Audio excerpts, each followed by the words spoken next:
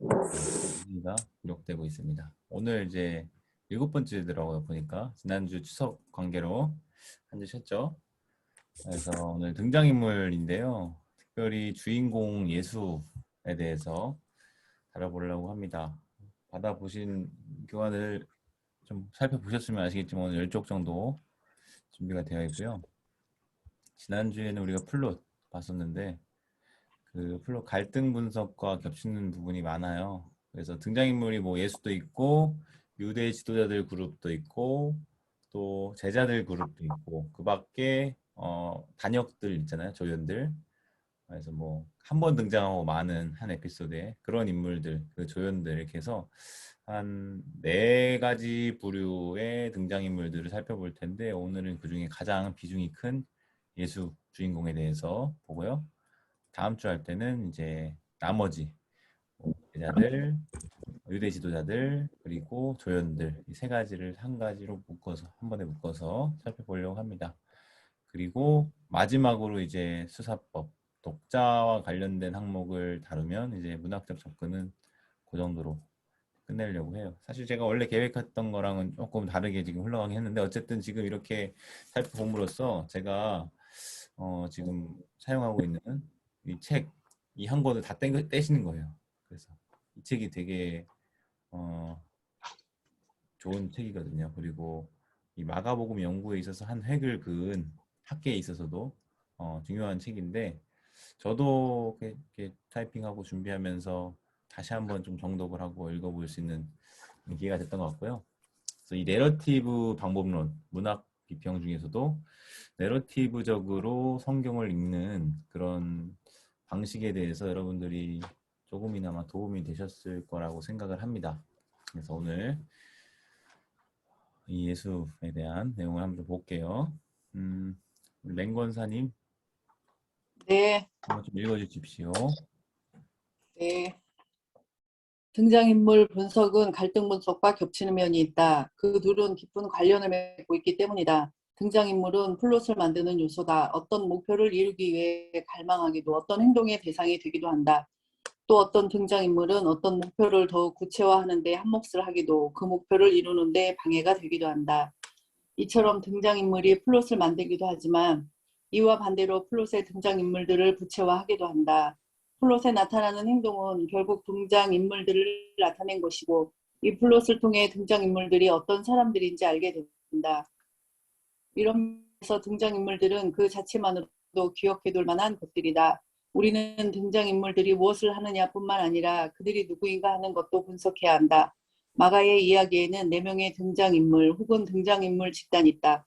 가장 먼저 주인공은 예수다. 그리고 그 주인공에 반대하여 갈등을 일으키는 인물은 정치 지도자들이다. 이들은 플롯에서 비슷한 성격과 역할을 띠기에 한 사람인 것처럼 묶어서 취급 가능하다. 셋째 제자들도 마찬가지로 한 사람인 것처럼 묶어 볼 수 있다. 그들은 전체 제자 집단의 전형적인 모습을 대표적으로 나타낸다. 넷째 조연들이 있다. 앞선 등장인물 집단처럼 틀을 갖춰 모인 그룹은 아니지만 플롯에서 비슷한 성격을 가지고 있기에 함께 묶어서 볼 수 있다. 우리들도 이 인물군에 해당한다. 이후로는 위의 등장인물들에 대해 다룰 것이다. 저 있나요? 네, 감사합니다. 제가 방금 네. 말씀드린 것처럼 이 아가의 이야기에 살펴볼 수 있는 등장인물들을 이렇게 범주화했을 때 네 가지 그룹 정도로 나눌 수가 있는데 주인공 예수 그리고 그 주인공의 반대에서 갈등을 일으키는 정치 지도자들, 유대 지도자들 그리고 예수님의 편에 서 있지만 어떨 때는 또 예수님과 갈등을 일으키기도 하는 제자들 그리고 네 번째는 예수에 대해서 긍정적인 반응을 보이는 혹은 부정적인 반응을 보이는 다양한 조연들 이렇게 해서 네 그룹으로 등장인물들을 좀 나눠볼 수 있는 거예요. 여러분들이 뭐 드라마나 영화나 소설이나 뭐 이야기를 보실 때도 뭐 악역이 있고 뭐 주인공이 있고 뭐 그런 식으로 이제 그 편이 갈리고 이렇게 되잖아요. 그런 것처럼 이 성경을 보는 거예요. 특별히 성경의 내러티브적인, 그러니까 성경에 두 가지 장르가 있는데 하나는 운문이고 또 다른 하나는 산문이에요. 운문은 뭐 시, 뭐 예언서 이런 거는 다 운문입니다. 그리고 재밌는 게요. 창세기 1장 같은 거는 시의 형식으로 쓰였어요. 창세기가 당연히 내러티브라고 생각을 하지만 그런 내러티브 곳곳에도 어 이를테면 뭐 사무엘 상이나 갑자기 생각나는 거예요. 뭐 사울은 천천히요, 다윗은 만만이라 이러면 내러티브 안에 그건 또 어떤 노래잖아요. 시 같은 형식으로 쓰여 있는 거죠. 이게 그 구석구석 이렇게 또 쓰여 있습니다. 그래서 이 두 가지 장르에 대한 이해가 그 성경 해석 이해와 관련해서 또 중요한 영향을 주기도 해요. 어쨌든 이 내러티브를 읽을 때는 구약 성경이든 신약 성경이든 내러티브 형식으로 쓰여져 있을 때 이 방법을 얼마든지 활용할 수가 있습니다. 일단 이 인물 분석이요, 갈등 분석과 겹쳐요. 깊은 관련이 있고, 등장인물이 플롯을 만들기도 하지만 플롯이 등장인물의 어떤 성격이나 유형을 또 결정짓기도 해요. 그래서 이렇게 서로 상호작용하고 있다는 그런 점을 기억하실 필요가 있고요. 그래서 그들이 뭘 하느냐, 그들의 행동 뿐만 아니라 그들의 정체성, 그들이 이게 악역이냐, 주인공 편에 선 역할이냐, 어떤 역할을 하냐, 중립적이냐, 아니면 이랬다 저랬다 하느냐, 이런 것들에 대해서도 한번 우리가 고민해 볼 필요가 있는 거죠. 그래서 오늘 이제 이 네 가지의 이 부류 중에서도 첫 번째 주인공 예수를 좀 집중적으로 볼 텐데요. 그 앞서서 먼저 이 인물 설정 접근 방식, 서론 부분들을 좀 살펴보고 그 다음에 예수에 대해서 보겠습니다. 이 부분은 우리 지금 들어와 계신 김윤경 집사님 혹시 지금 읽어주실 수 있나요? 잘 네, 인물 설정 접근 방식. 인물 설정은 내레이터가 등장인물을 내러티브에서 살아나도록 만드는 방식을 말한다. 내레이터는 등장인물이 어떤 사람인지 독자들에게 직접 말해줄 수 있다. 아니면 그 등장인물의 말을 통해서 또는 다른 등장인물들이 그 등장인물에 대해 하는 말이나 그 등장인물과 벌이는 행동을 통해서 독자들에게 그 인물에 대해 보여줄 수 있다.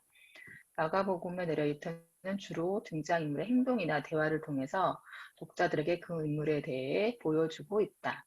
마가는 처음부터 끝날 때까지 일관된 형향의 등장인물들을 만들어 놓는다. 그 인물들의 모습은 각 장면에서 변함이 없다. 만일 그 등장인물들이 플롯에서 계속 등장하고 장면이 변한다 해도 그들의 모습은 여전히 그대로 남아있다. 마가는 가능한 한 암시적으로 그려놓으면서도 충분히 인물 설정을 하고 있다. 드레이트는 독자들이 무엇을 알아야 하는지 또 언제 알아야 하는지 잘 인내하면서 등장인물들을 한 걸음씩 점차적으로 독자들에게 드러내 보여준다. 독자들은 내레이터가 어떻게 등장인물을 소개시켜 주는지 본다. 그리하여 등장인물들에 대해 첫인상을 각인하게 되거나 그 인상을 점점 확대해 나간다. 혹은 그것을 수정하거나 완전히 새로운 인상을 갖게 된다. 또한 등장인물들이 내러티브에서 어떻게 존재하는지, 어떤 미래가 암시되어 있는지 등도 생각해 보게 된다. 독자들도 등장인물에 대해 나름대로 생각하게 된다. 어떤 인물들인지 눈여겨보고 그들의 말에 귀를 기울이며 다른 등장인물들과 관계맺는 방식이나 행동, 다른 등장인물들에게 어떻게 평가되고 있는지 등을 본다. 독자들은 등장인물들의 관점이나 그들이 속한 배경, 그들의 이름들을 통해 그들을 파악할 수 있다. 또한 우리는 하나님 다스리심이 도래한 사실에 대해 그들이 어떻게 반응하는지, 하나님 다스리심이라는 새로운 도전에 부응하여 얼마나 변화하려고 하는지를 보고 그들에 대해 알 수 있다. 어떤 내러티브에서는 등장인물들이 어떻게 생겼는지도 생각해 볼 수 있다. 그러나 마가복음에서는 세 요한의 외양묘사나 변화산에서 예수의 변형된 모습을 제외하면 거의 언급되지 않는다. 마가는 어떤 등장인물들을 인간으로 놓고 평가하며 따라서 마가의 이야기에서는 그들이 무슨 말을 하고 어떤 행동을 하는지가 가장 중요하다. 또한 등장인물 분석에 있어서 고려할 것은 등장인물의 어떤 행동의 동기나 계기가 무엇인지, 그들이 추구하는 것은 무엇인지, 그들이 두려워하거나 회피하는 것은 어떤 것인지에 대한 질문이다. 그리고 그 이야기에서 판단 기준이 되는 가치나 신념에 대해서 어떻게 생각하는지, 그들의 성향은 어떤지, 그들이 다른 어떤 등장인물과 대조나 비교가 될 때 어떻게 드러나는지 생각해 보아야 한다. 마지막으로 마가복음의 내레이터는 그의 이해가 차이는 사회에서 등장인물이 차지하는 위치라는 맥락에서 등장인물을 나타낸다.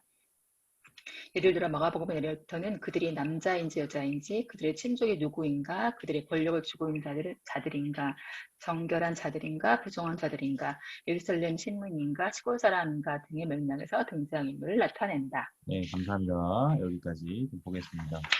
인물 설정을 우리가 접근할 때 그 방식에 대해서 주목할 게 있는데 그 인물들이 무슨 말을 하냐 그 입에서 나온 대사 있잖아요.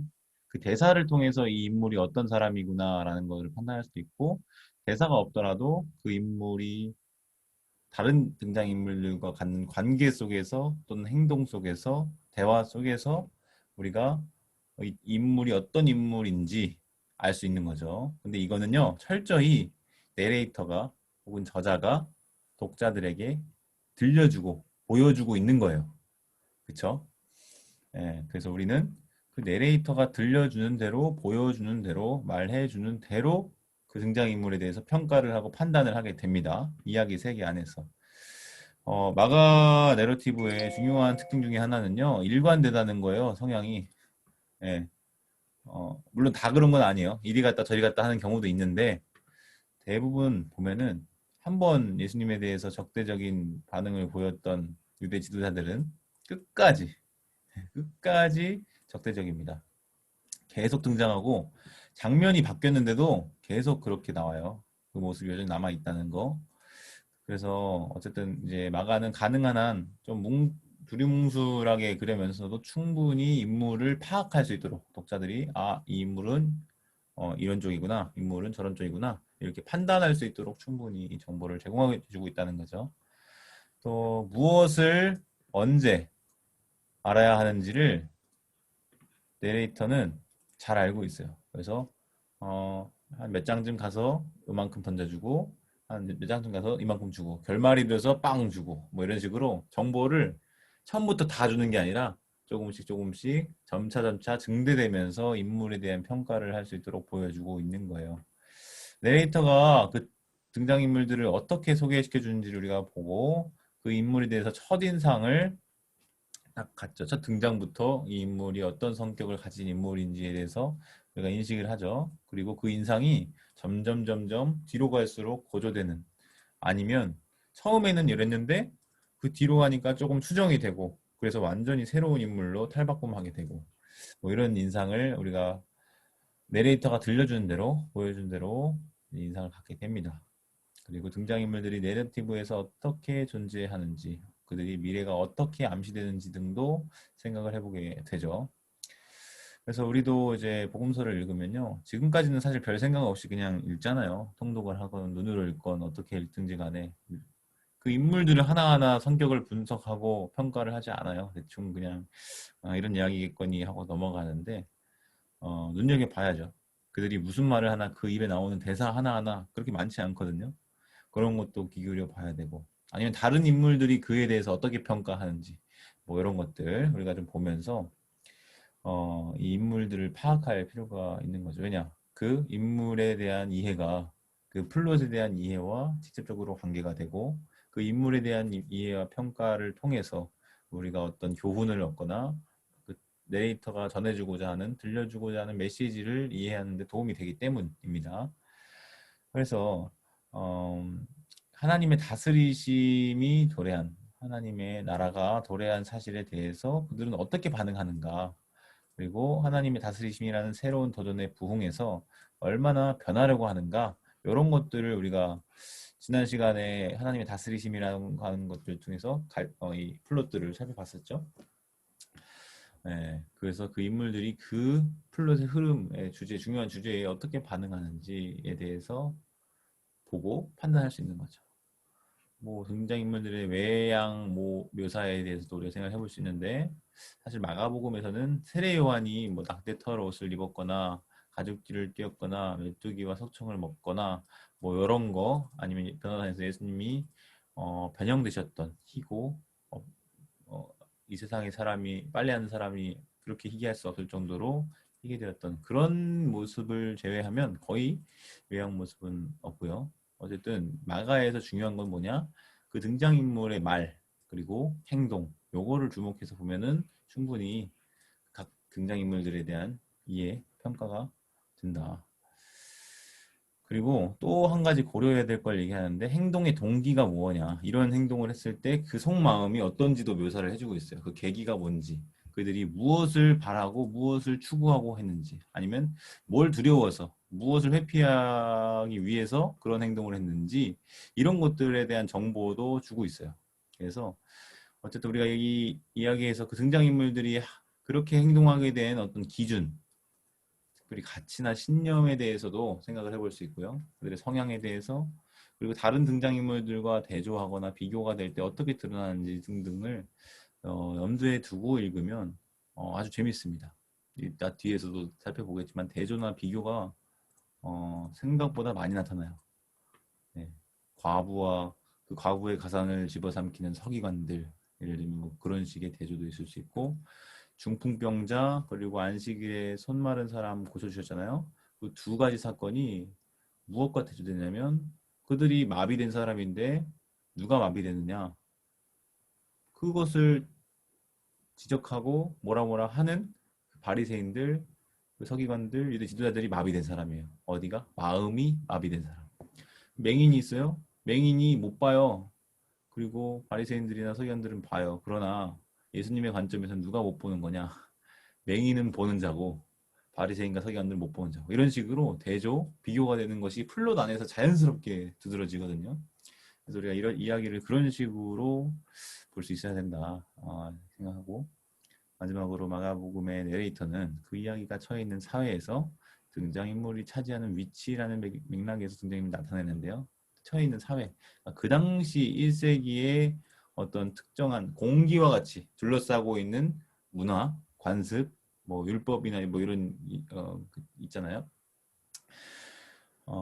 그래서 남자인가 여자인가 요 성별이 뭐 다른 특별한 뭐 암시나 정보가 주어지지 않더라도 이 자체만으로도 그 처해 있는 사회에서는 지위나 계층이나 뭐 이런 것들이 구분이 되는 거예요. 친족이 누군지도 그리고 권력이 있냐 없냐 정결 부정결 이것도 굉장히 중요한 개념이죠. 유대적인 개념에서 예루살렘 시민인가 아니면 시골 사람들인가 갈릴리 사람 약간 하면 갈릴리는 변방 나사렛 하면 작은 동네 뭐 이런 식으로 이제 시골 취급받고 이런 것들이 또 있잖아요. 그러니까 그런 거 하나하나가 이 등장인물들에 대한 정보가 될 수 있는 거예요. 그들을 이해하는. 그래서 이런 식으로 인물 설정에 접근하는 방식을 우리가 좀 생각을 해볼 수가 있습니다. 그 다음에 타입으로서 등장인물, 타입, 뭐 전형, 유형 이렇게 생각할 수 있는데 이 부분은 김혜진 집사님 한번 읽어주시겠어요? 그레코 로만 문학과 같은 고대 문학에서는 등장인물을 설정할 때 종종 잘 변하지도 않고 쉽게 예측할 수 있는 전형적인 인물들을 그리는 것이 보통이었다. 등장인물들이 심리적으로 어떤 발전을 보이거나 내면을 돌아보는 일도 거의 없었다. 어떤 등장인물이 드러나게 하는 말이나 행동은 그 사람이 무슨 마음을 먹고 무슨 생각을 하는지 반영해준다. 마가복음에서 어떤 전형적인 인물을 만들어 놓은 예는 씨 뿌리는 사람의 비유에서 찾아볼 수 있다.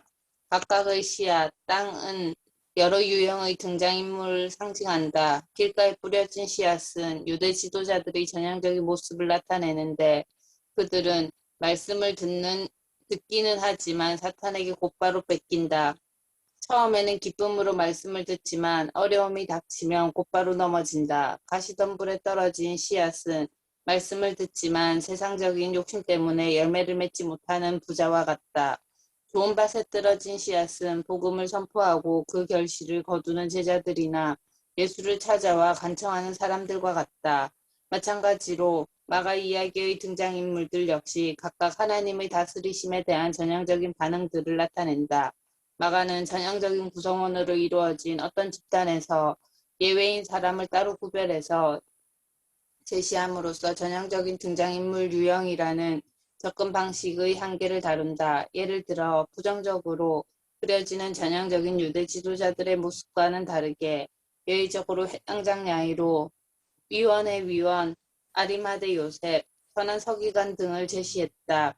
또 일반적으로 부자 청년이나 예수께 값비싼 향유를 부은 여인과 같은 사람은 부정적으로 그려지는 부자에 대한 예외이고 헤로디아나 제사장의 계집종과 같은 인물들은 긍정적으로 그려지는 여인들에 대한 예외 인물들이다.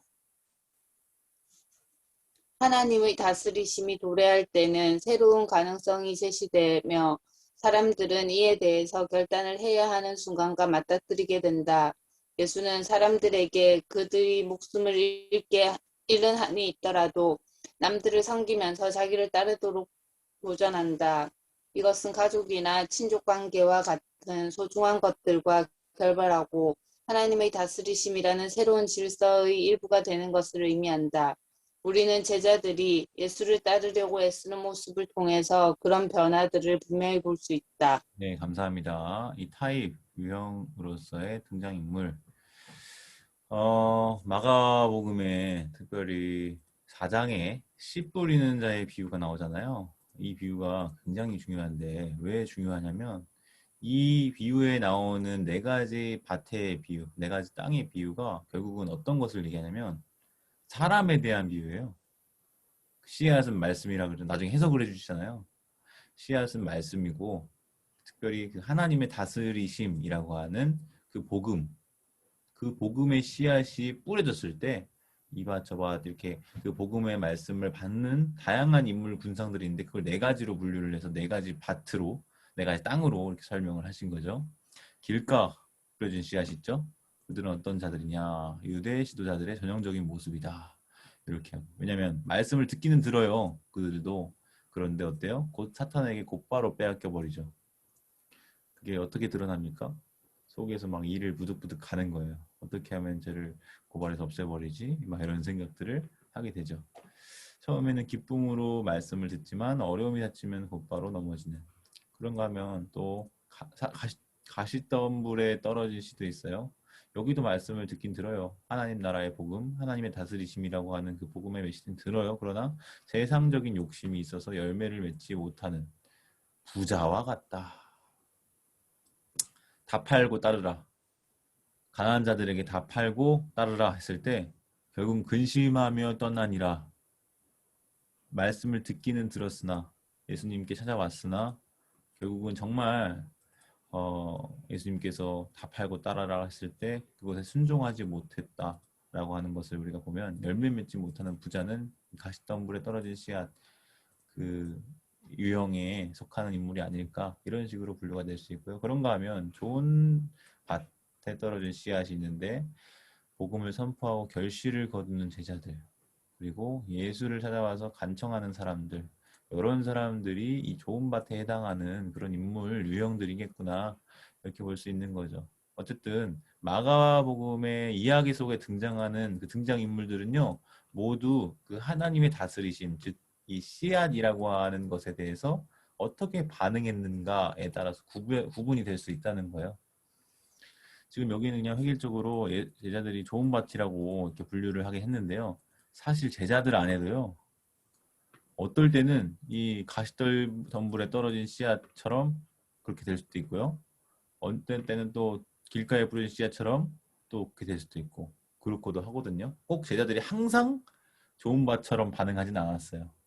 예, 그런 것들이 또 연결이 될 수 있다는 거를 좀 생각을 해보시고 어쨌든 이런 씨 뿌리는 비유가 그렇게 인물 군상들을 다양한 범주로 구분한다. 이건 마가복음뿐만 아니라 마태복음에도 이 비유가 나오고 13장에 누가복음에도 이 비유가 나와요. 그러니까 이 마태마가 누가 모두 공히 이 씨 뿌리는 자의 비유는 상당히 등장인물들을 분류하는 유형화하는 데 있어서 중요한 비유다라는 걸 생각해 볼 수 있겠습니다. 네, 특별히 마가는요, 이 전형적인 구성원으로 이루어진 어떤 집단, 예를 들면 유대 지도자들, 뭐 여자들, 부자들, 딱 하면은 딱 바로 연결이 되는 어떤 이미지에서 예외를 만들어요. 그 예외의 인물들이 등장하죠. 예를 들면 부정적으로 그려지는 전형적인 유대 지도자들. 유대 지도자면 완전히 부정적인 인식을 가지잖아요. 그런데 거기서 회당장 야이로라고 하는 사람, 회당장이라고 했을 때 그 회당을 관리하는 회당을 이제 맨날 모여서 율법을 나누고 이런 걸 생각했을 때 중요한 직책이거든요. 그 야이로는 예수님께 와서 그 딸을 고쳐달라고 간청을 하잖아요. 그리고 아리마대 요셉, 이 사람은 산헤드린 위원회 위원, 최고 기관이에요. 그 이스라엘 사회 안에서 어떤 종교적인 정치적인 결정을 하는데 사내들은 52명의 위원이 있는데 그 중에 한 사람이 이제 요셉이었던 거죠. 근데 그 사람이 예수님의 그 시체를 내달라 자기가 마련한 그 자신의 무덤에 예수님을 안치시키겠다 이렇게 하는 것을 볼 때 이 사람도 그 전형적인 모습과는 좀 다르네, 예외적인 모습을 보이네 이런 걸 볼 수 있고, 또 서기관 하면 우리 또 계속해서 부정적인 이미지로 그려지는데 어떤 선한 서기관이라는 선한 서기관이라는 예외적인 인물도 등장을 하고요. 그리고 어떤 또 반대로 부자 청년, 값비싼 향유를 부은 여인과 같은 이런 인물들은 부정적으로 그려지는 부자들에 대한 예외다. 예수님한테 와가지고 그렇게 하는 걸 봤을 때. 근데 꼭 값비싼 향유를 부은 여인을 부자로 볼 수 있는가 하는 거에 대한 좀 퀘스천 마크가 있긴 한데, 왜냐면은 결혼 지참금과 같은 성격을 지녀서 자신의 그냥 전부를 드린 것으로 이해를 할 수도 있거든요. 어쨌든 헤로디아나 대제사장의 계집종과 같은 인물들은, 여자는 보통 마가복음 안에서 긍정적으로 그려지거든요. 뭐 수로보니게 여인이랄지, 혈루증 걸린 여인이랄지, 뭐 예수님의 무덤 앞에서 이렇게 깔았던 여인이랄지, 이런 거 보면 다 여인들은 긍정적인 모델로 그려지는데, 유형으로 분류가 되는데, 거기서 예외가 있는데 헤로디아 세례 요한의 목을 베어 달라고 했던, 그리고 제사장의 계집종 베드로, 너 그 예수 옆에 있었던 사람 아니냐 이렇게 고발하는 그런 모습들에서는 또 예외적으로 부정적인 인물들로 분류가 될 수 있겠죠. 어쨌든 이 하나님의 다스리심이라고 하는 복음의 씨앗이 이렇게 심겨졌을 때, 뿌려졌을 때 다양한 새로운 가능성들이 제시가 되고요. 사람들은 선택을 해야 돼요. 따를지 말지, 받아들일지 포기할지 결단을 해야 되는 순간과 맞닥뜨리게 되는데, 예수님은 말하기를 목숨을 잃는 한이 있더라도 남들을 섬기면서 자기를 따르라고 도전하죠. 자기를 부인하면 나도 그들을 부인할 거다, 심판날에. 그러나 목숨을 버리면 얻을 것이다, 뭐 이런 말씀들을 하시고, 가족이나 친족 관계 같은 것이 그 당시 씨족 사회였기 때문에 굉장히 중요한 가치였거든요. 근데 그런 것들과 결별하고 새로운 질서, 이 하나님의 다스리심이라고 하는 새로운 질서의 일부가 되는 것을 이제 도전을 하는 거죠. 그래서 제자들이 그렇게 애쓰는 모습을 통해서 그 과정 속에서 제자들도 성장을 하고 발전을 하고 변화가 되어져 가는구나 라는 것을 볼 수가 있어요. 마가복음이 마태복음 그리고 누가복음, 요한복음과 달리 좀 두드러지는 특징 중에 하나가 있다면, 제자들이 굉장히 옹졸해요. 실패한 제자도라고 불릴 만큼 예수님의 제자들이 굉장히 좀 못나 보입니다. 다른 복음서들에 비해서. 근데 어쨌든 그런 좀 모자라 보이는 제자들의 모습 속에서도 애쓰는 모습이 있다. 조금씩 발전하고 성장하고 변화되어져 가는 모습들도 볼 수 있다라고 말하고 있어요.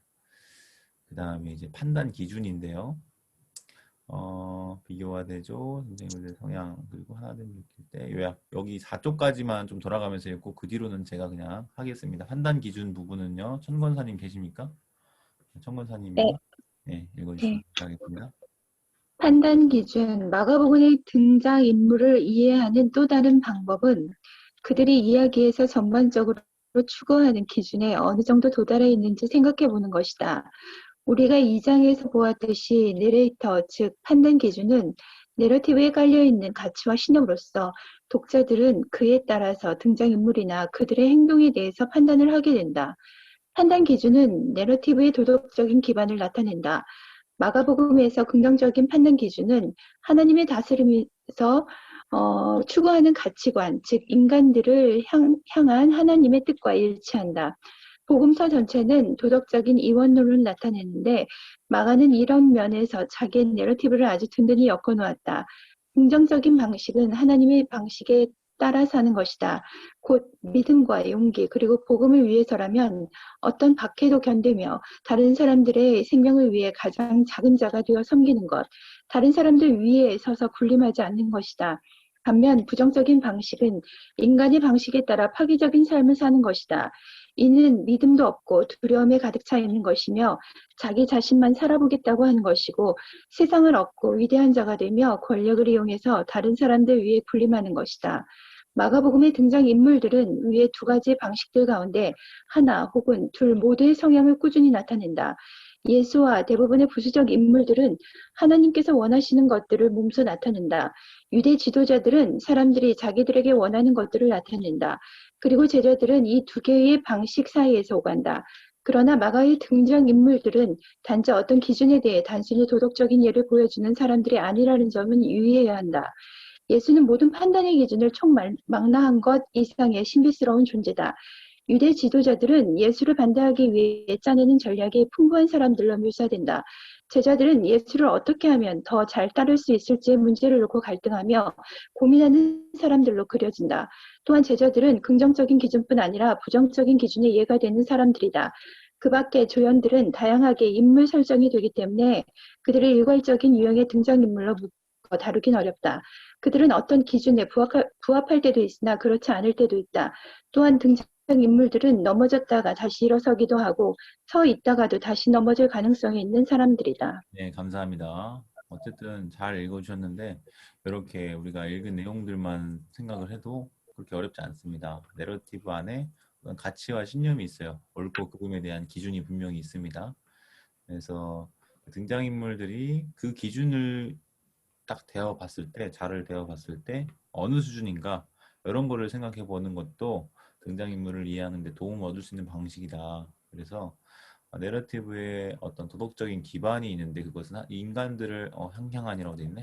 인간들을 향한 하나님의 뜻, 하나님의 다스리심에서 추구하는 그 가치관에 과연 얼마나 부합하여 있는가 이 부분이 중요한데 도덕적인 이원론이 있어요. 특별히 마가복음 8장에서 예수님이 사람의 일, 하나님의 일 33절에 그에게 사탄아 내 뒤로 물러가라 하면서 베드로가 막 예수님 멱살 잡고 막 이렇게 따져 물을 때 예수님은 사탄아 물러가라 하면서 하나님의 일과 사람의 일에 대한 말씀을 하시거든요. 이게 어떻게 보면 마가복음 전체의 중요한 두 가지의 길인 거예요. 하나님의 길을 갈 거냐, 사람의 길을 갈 거냐.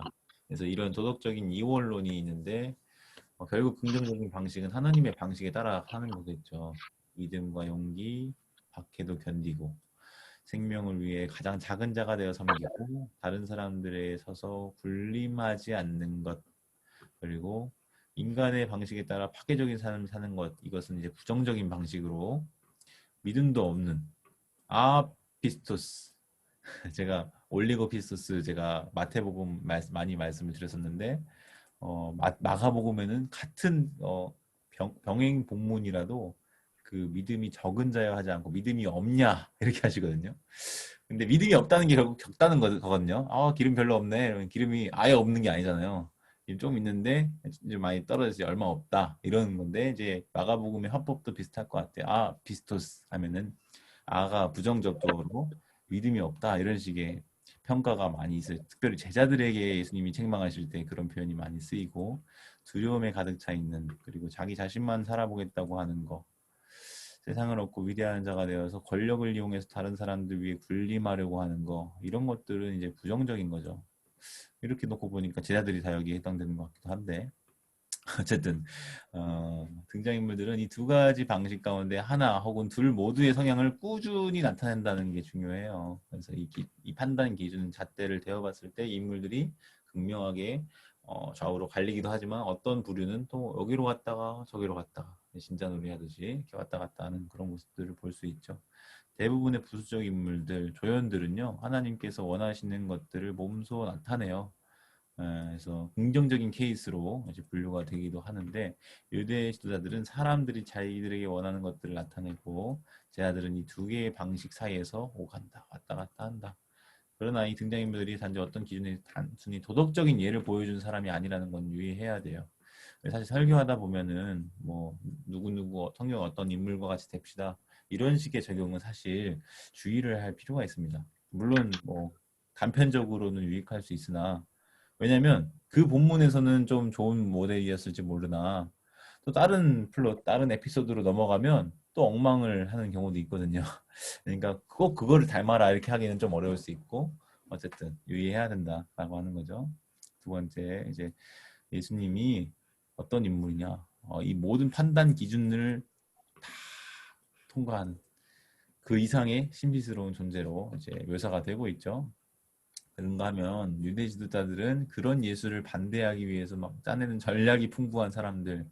사실 예수님이 너무 강해서 그렇지 그들이 짜내어놓은 그리 논쟁을 걸어온 그 질문들 하나하나들이 있잖아요. 굉장히 계산적이고 굉장히 머리를 싸매고 만들어 놓은 그런 함정이 있는 질문들이라는 거를 여러분들이 생각을 하실 필요가 있어요.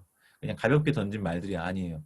그 당시 어떤 문화적인, 사회적인, 정치적인 것들을 고려할 때 이거는 이것도 아니고 저것도 아닌 양자택일에서 뭘 해도 덫에 걸리는 그런 질문들을 가져와서 논쟁을 걸어붙이는 거거든요.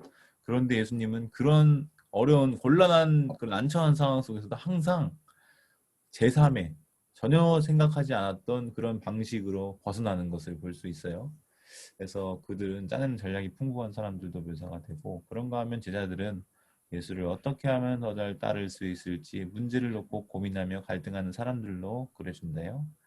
그래서 긍정적인 기준도 아니 뿐만 아니라 있지만 부정적인 기준에 의해가 되는 사람들이기도 하고 그러니까 예수님한테 많이 혼나겠죠. 다만 예수님은 이제 사람들 앞에서 막 그렇게 혼내는 경우는 많진 않아요. 변화산 산 내려와서 막 못 고치고 있으니까 혼나기도 했는데 대부분은 따로 불러다가 따로 이제 말씀해주고 그렇게 하죠. 그 밖에 조연들은 다양하게 인물 설정이 되고 그래서 여기 뭐 마가복음 1장의 마지막 부분에 뭐 나병 환자 있잖아요. 제가 저번에도 말씀을 드렸던 것 같은데 그 나병 환자 케이스는 꼭 긍정적인 케이스라고 볼 수는 없어요. 왜냐? 예수님이 말하지 말라 그랬는데 아무에게도 아무 말 하지 말고 다만 제사장에 가서 모세가 명한 것을 드려서 너가 나았음을 이제 입증하라. 사회적 어떤 지위나 이런 것들을 회복시키기 위한 예수님이 그런 이제 말씀을 하셨는데 도리어 그 사람 가가지고 말하지 말라 그랬는데 꼭 말해. 귀신도 그렇게 했잖아요. 입 다물라 이렇게 했으면 근데 그걸 어겼죠. 그러니까 예수님이 드러내어 다닐 수 없어서 외딴 곳으로 이렇게 해 계시는 그런 부정적인 결과를 초래했던 그런 것들을 볼 때 꼭 병 고침 받았다고 해서 이 사람이 긍정적인 사람이냐 성향의 사람이냐 그건 또 아닐 수 있다. 그렇지 않을 수도 있다는 것을 우리가 생각할 필요가 있겠죠. 그런가 하면 넘어졌다가 다시 일어날 수도 있고 서 있는 사람도 다시 넘어질 가능성이 있는 사람들 마치 우리네 인생 같죠? 네, 비슷한 점이 많습니다. 그 다음에 이제 비교와 대조 부분인데요. 이 부분 혹시 강은혜 권사님 마이크 켜고 짧은데 그 단락만 좀 읽어주실 수 있으신가요? 강은혜 권사님.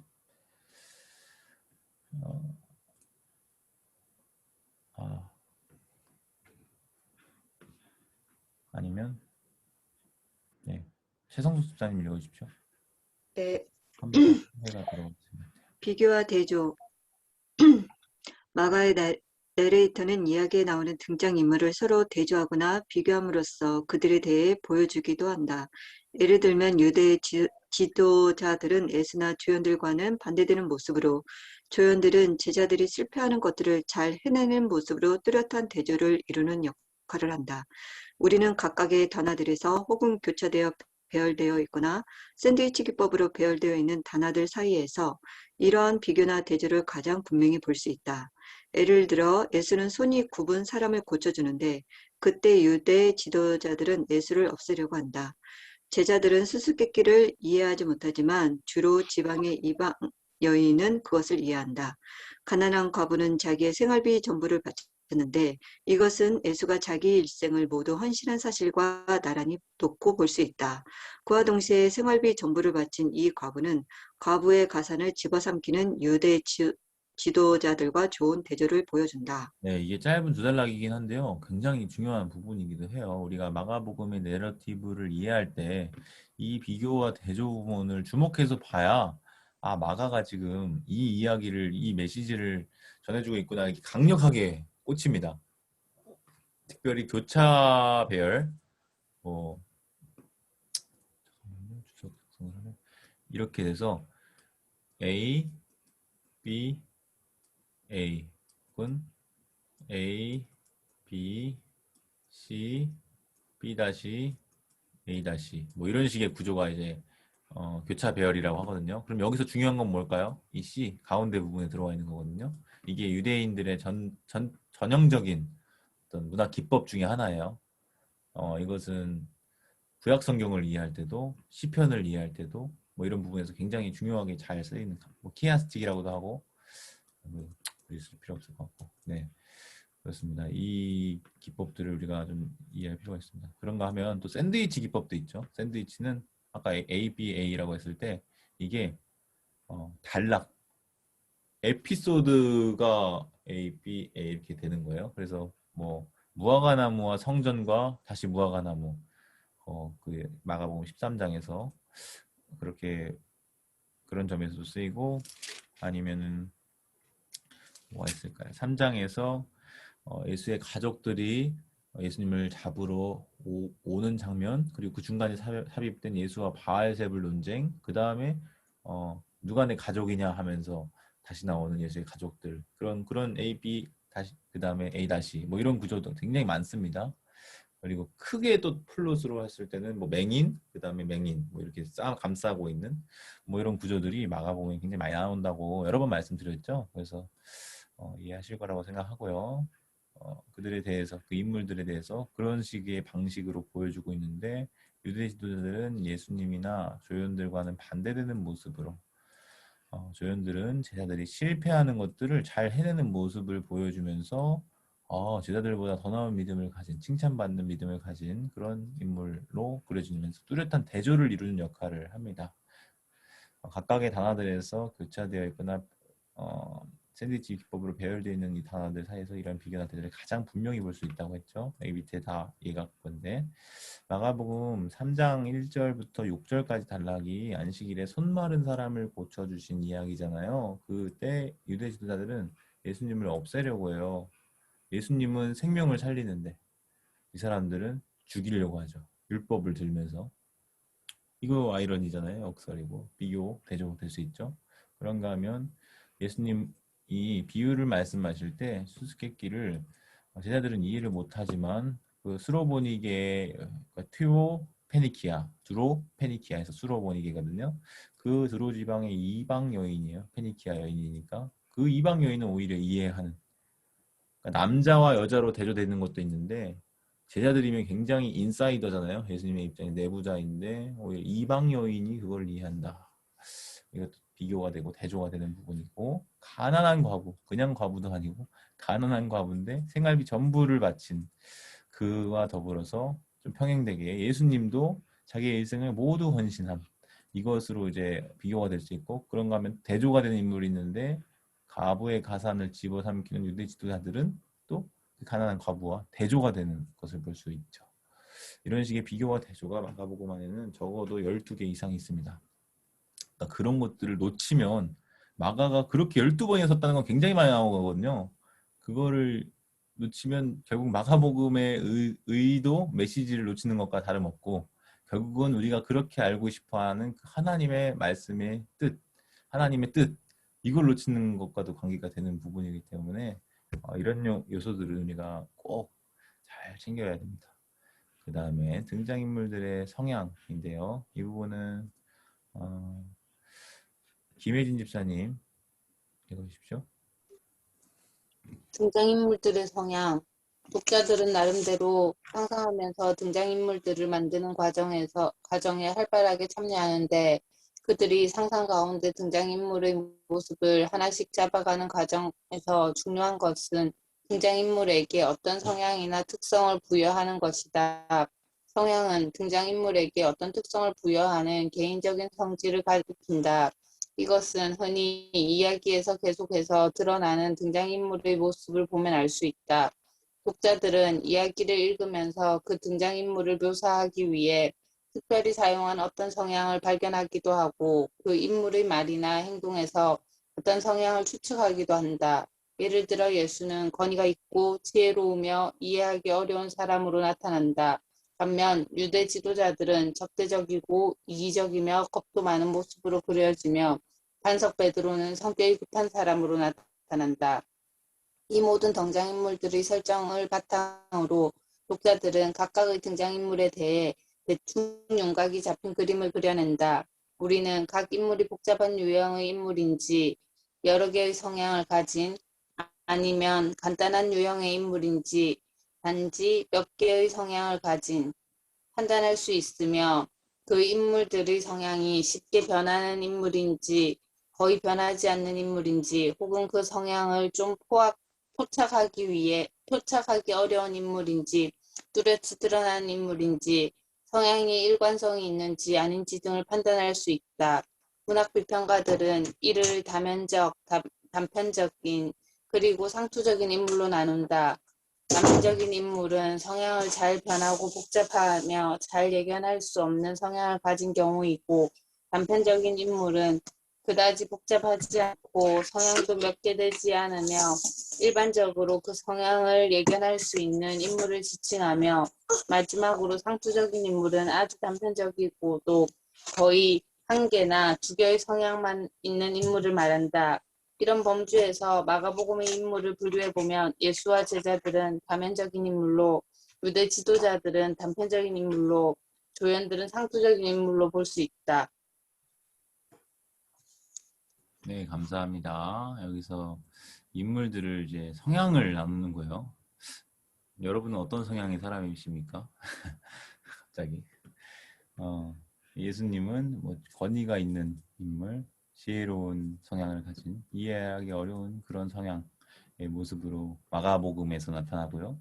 유대 지도자들은 적대적인 성향을 가진, 왜 자꾸 시비를 걸고 싸움을 붙일까 등장만 하면 매 씬마다 이기적이고 겁도 많은, 왜냐 막 사람들이 많으니까 거기서는 드러내어서 뭐라고 하지 못해요. 속으로 막 생각하고 막 뒤에 가서 모의하고 막 이런 식의 모습이 유대 지도자들이고요. 밀란이 일어날까 겁난다 하면서 주의하고, 그런가 하면 반석 베드로는 아주 일관되게 성격이 급한 사람으로 막 불같고 막 예수님 멱살 잡기도 하고 막, 그런 사람으로 나타나기도 하죠. 그래서 우리가 이 인물들에 대해서 대충 윤곽이 잡힌 그림들을 이런 성향들을 통해서 추측을 하는데요. 인물 유형을 어떻게 나눌 수 있는가 할 때 다면적인, 단편적인, 그리고 상투적인 이 세 가지로 이 데이빗 로즈라고 하는 학자가 나눴어요. 근데 뭐 꼭 이게 성경 해석에만 적용이 된 게 아니라 문학 비평에서 문학 연구가들이 이런 식으로 인물들을 나누나 봐요. 다면적이라고 했을 때 라운드거든요.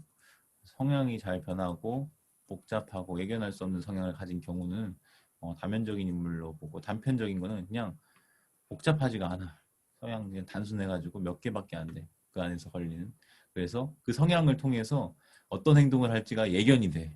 그러면 이 사람은 이제 단편적인 인물이고 단순하죠. 마지막으로 상투적인 인물은 아주 단편적이고 거의 한 개나 두 개의 성향만 있는 인물을 말합니다. 뭐 단편적인 거랑 상투적인 거랑 뭐가 다르냐 이렇게 생각할 수 있는데 저도 잘 모르겠어요. 이렇게 설명을 하네요. 어쨌든 여러분 어떠신가요? 저는 굉장히 예측 가능한 인물입니다. 그래서 좀 단순한 면도 있고 그런데 어쨌든 예수와 제자들은 다면적인 인물로, 유대 지도자들은 단편적인 인물로, 조연들, 부적 인물들은 상투적인 인물로 이렇게 범주 구분이 될 때 있어요. 등장인물과 하나됨을 느낄 때 이 부분은 맹권사님 한번 읽어주시겠어요?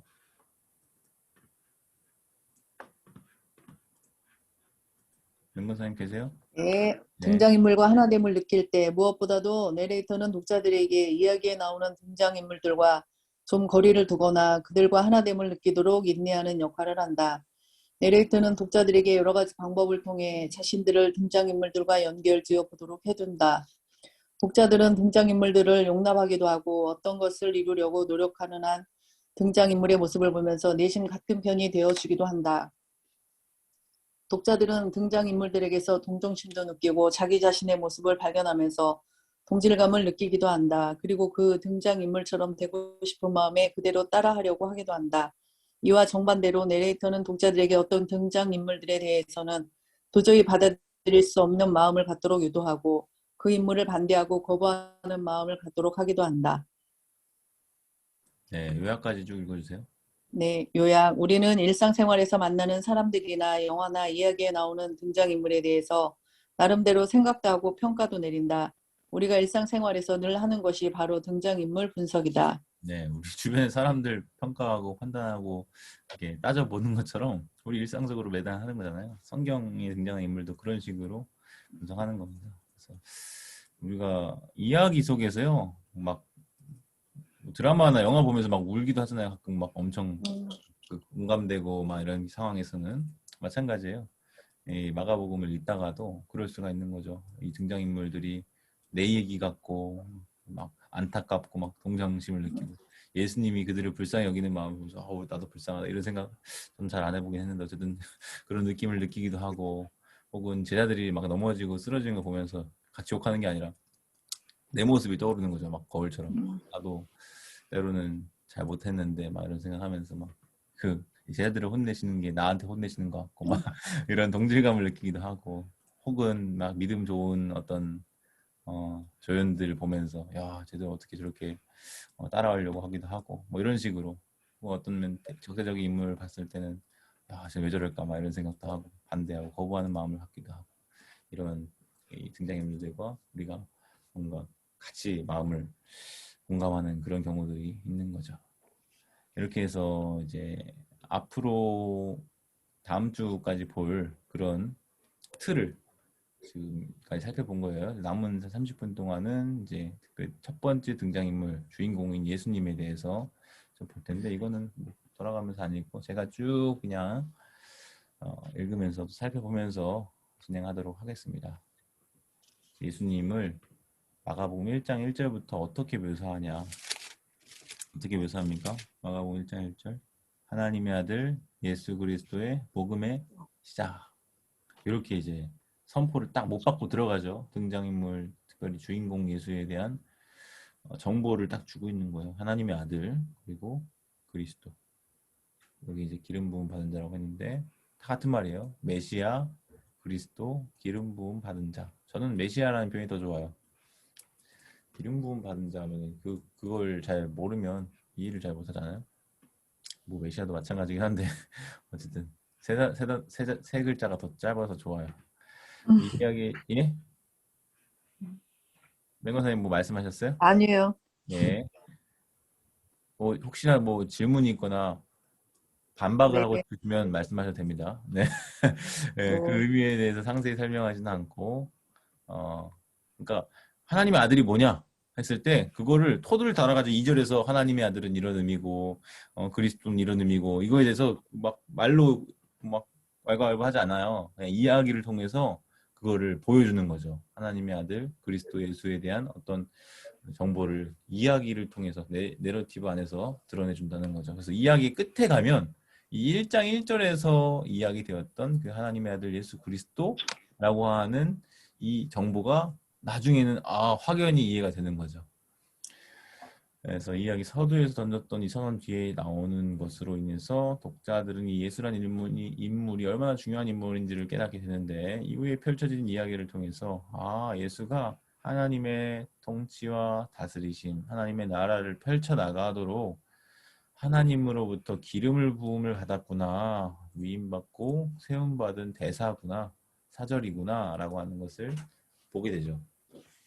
그는 자기 나라의 국민으로서 권력이 있는 것도 아니고 높은 자리에 있는 것도 아니죠. 단지 주변에서 12를 모아가지고 사람들을 불러서 하나님의 나라, 하나님의 다스리심 안으로 들어가게 한 사람, 그가 바로 예수입니다.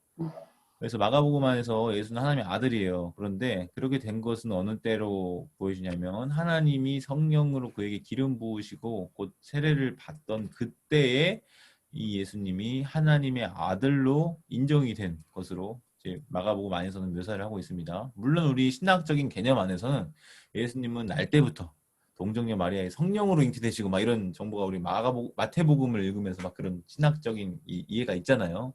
근데 적어도 마가복음에서 그런 얘기를 하고 있지는 않습니다. 그러니까 우리가 마태복음이 없다고 딱 놓고 마가복음만 딱 처음 본 독자라고 생각하면 그 정보는 지금 모르고 있는 거예요.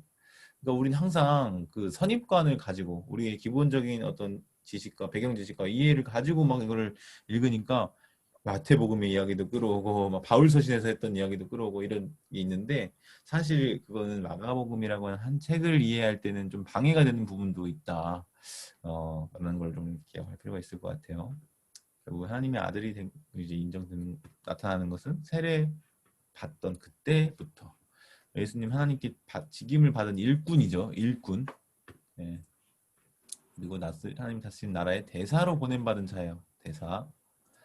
그가 하나님의 아들인 이유는 그에게 아들의 권한을 주셨고 그가 이에 대해서 하나님께 순종했기 때문이고 하나님의 다스리심이 권능으로 임할 때 하나님의 우편에 앉게 될 상속자이기 때문입니다. 그래서 하나님의 아들이다. 이러한 이유로 그는 하나님의 사랑하신 아들이고 외아들이다. 이렇게 이 예수에 대한 정보를 1장 1절에 기초해서 살펴봤습니다. 그런가 하면 이제 이 인물 설정 부분을 보면요. 예수는 다양한 성향을 지닌 다면적 인물로 그려져요. 아까 앞에서 봤죠. 그의 행동은 하나님께 부여받은 그의 권한이 얼마나 되며 그것이 어떠한 성질의 것인지를 행동을 통해서 보여주는 거예요. 그의 권세와 그의 가지고 있는 성질이 어떤 것인지를. 특별히 이 첫 번째 아까 일꾼이며 대사 보냄받은 자, 상속자 뭐 이런 얘기 했잖아요. 두 번째 하나님의 다스리심을 위한 일꾼인데요.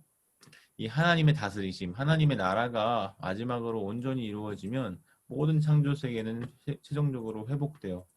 제가 배경을 다룰 때 이야기했잖아요. 뒤틀린 세계. 하나님이 처음에 온전하게 질서 있게 조화롭게 창조해 놓으신 세계가 마가복음의 배경을 생각할 때 지금 뒤틀린 상태예요. 그래서 막 귀신이 들려 있고 막 병자들이 있고 뭐 그런 지금 상황인 거죠. 부정함, 더러움들이 지금 지배하고 있고. 근데 이 하나님의 다스리심이라고 하는 복음의 메시지를 들고 온 예수로 인해서 그 뒤틀린 창조 세계가 회복되고 있고 이것이 온전히 이루어질 마지막 날에는 최종적으로 회복되는 그때가 있는데 예수는 그 문을 열어놓는 권한을 받은 일꾼으로 이해를 할 수 있어요.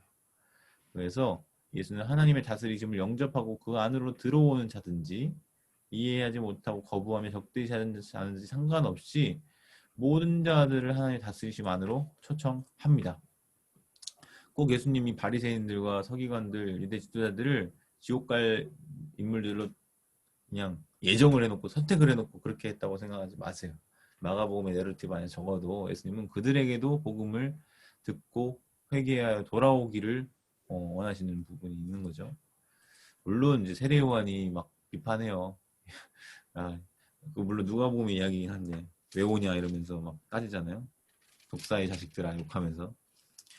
그런 적어도 마가복음 안에서는 이제 그런 이제 그 얘기는 없는 건데 어쨌든 하나님의 다스리심은 전통적 가치관과는 다른 새로운 가치관을 내세워요. 그래서 이게 옛 부대와 새 부대 이야기 있잖아요. 마가복음 2장에 이제 오는 그 이야기가 지금 전통적 가치관과 새로운 가치관 이 이야기와 완전 일맥상통한 이야기예요. 그래서 예수는 하나님의 다스리심에 헌신하려는 그에게 등을 돌리는 이 음란하고 악한 세대에게서 닥쳐오는 모든 압박들을 끊임없이 거부해야 하는 거예요. 그래서 광야에 사탄에게 시험 받으실 때도 그렇고 하늘의 표적을 구하는 유대 지도자들에게도 그렇고 순환 예고에 대한 제자들의 도전 심지어 제자들도 거부해야 되는 그 압박이니까 겟세마네의 기도도 어떻게 보면 자신 내면에서 두려움이 끌어올라요. 그래서 그 잔을 할 수만 있으면 피하게 달라 이렇게 얘기를 했잖아요.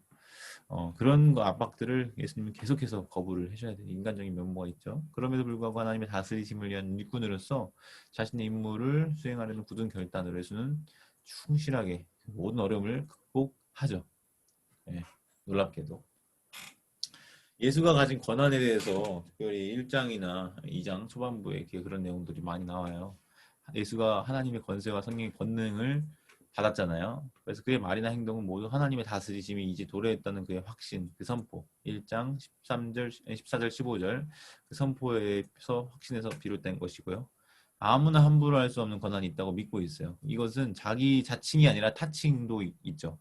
그들이 가버나움 회당에서 어떤 새로운 권위 있는 가르침이다. 새로운 서기관들보다 낫다. 뭐 이런 얘기들을 할 때 그런 평가가 나타나죠. 권위 있는 새로운 가르침. 그는 자신이 아무나 함부로 할 수 없는 권한이 있다고 믿고 있어요. 그러니까 바알세불의 힘을 힘입어 쫓는다라고 말할 정도로 귀신들을 통제하고 다스리는 그런 모습들도 보고 더러운 것들을 다스리는 능력을 하고 심지어 자연들도 다스리고 예언의 지혜나 통찰력에 있어서도 권세가 있고 자신 예언자로 말하면서 또 군중들도 예수님의 말과 행동을 생각할 때 옛날에 선지자들이 했던 행동과 연관해서 생각을 하기도 하고 예수는 다른 등장인물들의 생각을 꿰뚫어 보기도 하고 그 마음에 생각하고 스스로 막 서로 의논했다 했는데 그 예수님 꿰뚫어 보고 막 말씀하시고 그리고 마가복음 13장 같은 데 보면 소묵시록이라고 그래서 성전이 멸망하게 될 것을 앞을 내다보시면서 말씀하시잖아요. 당시 종말에 관한 말씀과 더불어서 예수님은 하나님께 국가 권력 기관에서 도할 만한 권세도 받았고 특별히 율법과 관련된 문제에 있어서는 그들을 압도하시죠. 그들이 안식일 논쟁으로 걸고 넘어질 때 뭐 결혼 문제, 뭐 부활 논쟁, 뭐 이런 논쟁들을 다 가지고 와도 예수님한테 하나님의 뜻을 더 잘 아는 분은 예수님인 거예요. 그들은 모르는 자로 평가가 되죠. 그들을 무시할 만한 사람들이 아님에도 불구하고 예수님이 그렇죠. 이 세계에서 기름을 받은 이 메시아, 이 사람은 다른 등장인물들이 생각하는 것보다 훨씬 더 큰 권세가 있는 사람인데요. 한계가 있어요. 여러분 이 점 생각해 보셨어요? 예수님에게도 한계가 있다는 거. 바로 자기 자신이 하나님이 아니라는 겁니다. 여기서 저는 사실 이게 무슨 말이냐? 예수님의 신성을 부인하냐? 이렇게 나올까 봐 좀 걱정하긴 했어요. 근데 그게 아니라 적어도 이 마가의 이야기 세계 안에서 우리가 가지고 있는 우리의 신앙 고백으로는 예수님 하나님이죠. 그렇죠? 예수님 하나님인데 예수님 자기 자신이 말씀하시기 이런 얘기를 했다는 거예요. 하나님은 유일하신 주님이며 하나님 외에는 선한 이가 없다. 그러니까 하나님과 구별된 존재로서의 자신을 이제 인정하고 고백하는 그런 구절들인데요. 그렇다고 해서 예수님이 하나님의 아들이 하나님이 아니냐 이렇게 해버리면 또 이야기가 다른데 어쨌든 마가 이야기 안에서는 예수님 이런 발언들을 하셨고 자신의 위치를 하나님보다 그 아래에 위치시켰다는 거죠. 하나님은 선하지만 하나님 외에는 선한 이가 없다. 자기에게 선한 선생님이여 하면서 왔을 때 그걸 이렇게 고백했다 이거예요. 그래서 예수님은 누가 영광 가운데 우편이나 좌편에 알게 될 것인지 결정할 권한이 없어요. 그렇죠? 모른다 그래요. 또 정확히 알지 못해요. 아버지만 아신다 그래요. 아버지는 알고 자기는 몰라요. 그리고 자기는 하나님께 순종해야 하는 존재로 자신의 위치를 규정합니다. 그리고 자신의 목숨을 맡기지 않고는 자기 자신을 구할 수 없어. 기도하죠. 아버지께. 이런 식으로 자기 자신이 하나님이 아니라는 것을 이들에게 얘기를 합니다. 네, 그럼에도 불구하고 이 야긴 예수를 하나님이 앞으로 권능으로 굳건히 세워놓으실 분으로 묘사를 합니다. 그러니까 잘 이 미묘한 점들을 파악을 하셔야 돼요. 하나님의 나라가 예수가 죽고 난 이후 한 세대 안에 온전히 이루어질 때 예수는 권능자의 우편에 앉아서 영광 가운데 올 것입니다. 인자에 관한 특별히 다니엘 말씀 많이 드렸죠. 7장 13절 14절 거기에 묘사된 사람의 아들과 같으니 그 영광과 권세를 가지고 구름 타고 올 그 인물로 예수님이 묘사가 되죠. 산 위에서 잠시 변모했던 것 에서 이 인자가 아버지 영광 가운데 올 그 시간을 미리 암시하는 것, 예견하는 것이 바로 그 사건이다. 볼 수 있어요. 그래서 예수의 권한에 대해서 좀 말씀을 드렸고요. 그 다음에 이제 믿음이라고 하는 주제가 있어요. 예수님이 등장하는 그 이야기 속에서 이 믿음이라고 하는 키워드가 다음과 같이 살펴볼 수 있습니다. 유별나게 하나님을 신뢰해요. 유별나게. 자기의 일, 가족들. 원래 예수님은 가족이 있죠? 요셉과 마리아와 자기 동생들도 있고. 그러니까 가족들이 찾아오잖아요. 왜 찾아왔을까? 그 당시에는 시족 사회여서 굉장히 그 가족 단위가 중요했다고 했잖아요. 예수님이 자신들의 가문에 먹칠을 하고 다니는 거예요. 그들의 생각에. 왜 그런 거 하니? 막 뭐 헛소리 한다 이거죠. 그들의 생각에서는. 가족들을. 야 너희들 나랑 같이 한 집에서 자고 먹고 자란 형제인데 뜬금없이 그런 선포를 30살부터 딱 하고 다니니까 미쳤다고 생각한 거죠. 실제로. 그래서 붙들러 왔다 그래요. 3장 21절에 보면은 예수의 친족들이 듣고 그를 붙들러 나오니 왜 붙들러 나오냐 그 이유를 설명해 주는데 이는 그가 미쳤다 함이라. 이게 가족들의 예수님에 대한 평가였어요. 미쳤다. 그 정도로 예수님은 일과 가족들을 다 버려두고 돌아다니면서 다른 사람들이 공급해주는 음식 먹고 그들이 마련해준 숙소에서 쉬고 이것은 믿음 있는 사람에게 어떻게 모든 것이 가능한지를 보여주는 예가 되기도 하는데요. 그가 계속해서 불가능이 하나도 없으신 그 하나님을 의지하고 있기 때문이라 하는데, 그 이산을 할 수 있는 9장에서 변화산 사건 그 이후에 내려왔을 때 귀신 들린 아이를 못 고치고 있으니까 막 예수님이 혼내면서 그런 얘기를 하세요. 야, 할 수 있거든이 무슨 말이냐, 믿는 자에게 능치 못할 일이 없느니라 막 하면서 그런 얘기 하시는 장면이 있잖아요. 잠시만요. 제 책이 나올라 말라는데 안 나와서 죄송합니다.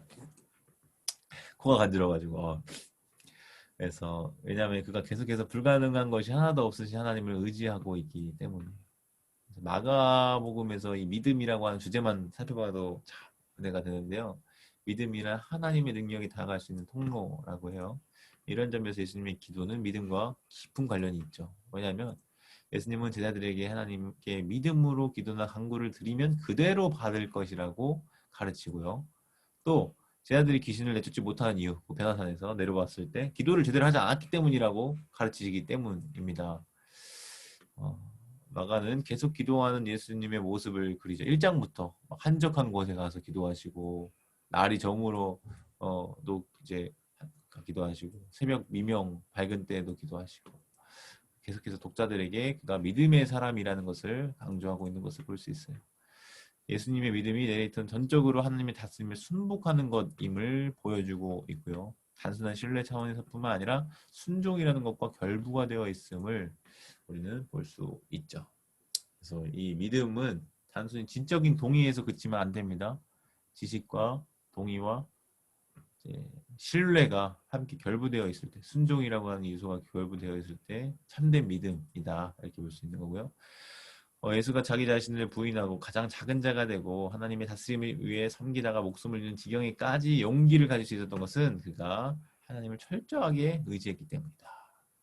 하나님은 권세 주셨고 완전하게 하나님께 의지했다고 하는 이 관계를 볼 때 우리는 예수님이 하나님의 아들이구나 라고 하는 것을 1장 1절에서 암시되었던 것을 발견하게 되죠. 그런가 하면 예수님의 등장인물 분석에서 이런 요소들도 볼 수 있어요. 군림하지 않고 섬김을 받으려 하는 자, 다스리는 자가 되려고 하는 게 아니라 도리어 섬기는 자가 되려고 했다. 권세가 있으니까 가능하잖아요. 그런데 예수님과 하나님과 관계에서는 그 믿음과 권세라는 측면이 핵심이라면 다른 사람들과의 관계에서 핵심은 섬기입니다. 이렇게 볼 수 있는 거예요. 다른 사람과의 관계에서 섬김. 우리도 이걸 그대로 본받으면 딱 좋겠죠. 하나님과 있어서는 믿음, 그리고 권세, 다른 사람들과의 관계에서는 섬김. 섬기는 종이되라고 계속해서 가르치세요. 자신의 능력을 섬김받으며 군림하기 위한 데 사용하는 것이 아니라 하인처럼 실제로 식사 시중을 드는 그 하인처럼 보상도 대가도 바라지 않고 남을 섬기는 데 사용하는 것을 의미합니다. 자기가 힘이 없어서 약해서 할 수 없이 굴복당해서 섬기는 그 섬김을 얘기하는 게 아니죠. 강함에도 불구하고 솔선수범해서 남들을 섬기는 그 섬김을, 자발적인 섬김을 얘기해요. 남들을 섬길 때 하는 모든 능력은 하나님께로부터 오는 것이고요. 누가 막 시켜서 강제로 강압에 밀려서 하는 수 없이 하는 게 아니에요. 그리고 다른 이들의 욕망을 채워주기 위한 수단으로 사용되고 있는 게 아니에요. 철저히 자신의 의지와 선택에 따라서 행동되는 거죠. 그러므로 예수가 생각하는 섬김은 다른 사람들이 강요하는 것을 행하는 차원의 것이 아니다. 그래서 우리는 이걸 분별을 해야 돼요, 여러분. 우리가 그리스니까 그래, 섬겨야지 하는데 막 다른 사람들이 욕망을 채워주는데 수단으로 쓰인다. 이건 좀 잘못된 거예요. 뭔가 문제가 있는 거겠죠. 그래서 예수는 능력으로 사람들에게서 귀신을 쫓아내기도 하고 병 고쳐주기도 하고 죄를 용서하기도 하고 부정한 것을 깨끗해 해주기도 하고 자연의 위협을 제거하고 바다를 잠잠케 하기도 하고 사람을 얼려는 율법과 전통을 깨뜨리기도 하고 이런 다양한 방식으로 결국은 궁극적으로 예수는 뭐 한 거예요? 과시하거나 뭐 어떻게 하는 게 아니라 다른 사람들을 섬긴 거예요. 섬김. 참 이 섬김이라는 게 중요한 것 같습니다. 과연 우리는 얼마나 이 섬김을 다른 사람들과의 관계에서 행하고 있는가 적용해 볼 수도 있겠죠. 자신을 증명하려고 막 하는 거 아니에요. 나는 막 이런 사람이야 증명하려고 이런 놀라운 역사를 일으킨 게 아니라 목자 없는 양과 같은 그런 사람들에게 하나님의 다스리심을 온전히 노력하기 위한 그 노력으로, 그 열정으로 하고 있다. 이게 중요한 중심이죠. 그래서 그 조연들을 섬겨주죠. 그들이 믿는 믿음을 보고 기꺼이 질병을 고쳐줘요. 중풍병자 지붕 뚫어가지고 내린 그 네 사람의 믿음을 보고 또 고쳐주잖아요. 믿음의 응답을 그런 식으로 하시는 거예요. 그런가 하면 고침받으려 자기를 애써 찾는 그 믿음을 보고 뭐 야이로 회당장 야이로나 혈루증 걸린 이 여인이나 수로 걸린 이 여인이나 그들의 믿음을 보고 고쳐주세요. 그리고 믿음이 약해지면 그들이 믿음을 가질 수 있도록 격려를 해주세요. 막 짓밟아 버리는 게 아니라 야, 이 믿음이 없는 적은 자들아 이렇게 혼낼 때도요. 그거는 막 질타하고 막 아예 침몰시켜 버린 게 아니라 좀 깨닫고 제발 좀 이렇게 이런 뉘앙스인 거죠. 이해를 잘 해야겠죠. 그리고요, 예수님 막 강압적으로 막 고쳐주고 막 아니에요. 절대로 찾아오는 이들에게 하셔요.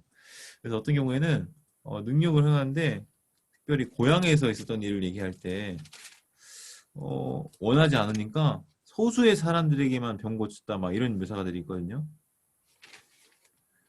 몇 장이더라고요. 갑자기 생각이 안 나는데 6장인가? 고향에서 배척을 받으시잖아요. 6장 5절 거기서는 아무 권능도 행하실 수 없어 다만 소수의 병자들에게만 안수하여 고치실 뿐이었다. 여기 참 희망적인 건요. 고향에서 배척을 받는 그 상황에서도 소수의 어떤 믿음으로 나온 사람들이 있었나 봐요. 그들에게는 손을 대서 고쳐졌다. 이런 것을 볼 때 마구 밀어붙이지도 않는 그리고 마구 또 배척한다고 해서 또 다 깡그리 무시해버리는 건 아니고 그 중에서 찾아오는 이들에게는 또 치유해 주시는 이런 모습들도 있고 연줄도 없이 고쳐주시는 대로 고쳐주고 믿으라고 강요하지도 않아요. 네, 강요하지도 않아요. 그냥 해주시는 거예요. 착한 삶을 살라고 하지도 않아요. 그냥 병고침을 갖기를 갈망한다 해서 또 그것이 돌아오는 거라고 생각하지도 않아요. 제가 계속 얘기했죠. 나병 환자 이야기. 예. 꼭 하나님께 돌아오는 거 아니에요. 안 그럴 수도 있어요.